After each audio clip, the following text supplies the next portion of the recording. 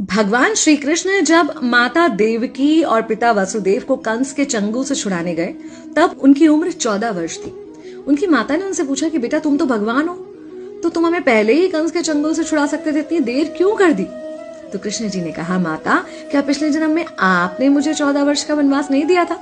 माता हैरान रह गई, बोली ये क्या कह रहे हैं आप? तब कृष्ण जी ने बताया कि पिछले जन्म में मैं राम था और आप थी माता कैकेयी, और आप ही ने मुझे 14 वर्ष का वनवास दिया था, और कर्म फल से कोई नहीं बच सकता माता, इसलिए आपको 14 साल का ये दुख सहना पड़ा। तब आश्चर्यचकित होते हुए माता ने पूछा, तो फिर यशोदा पिछले जन्म में कौन थी?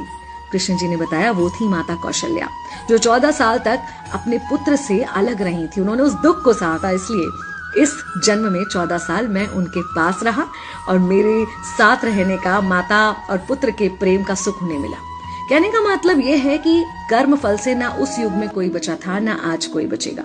खुद भगवान भी कर्म फल से नहीं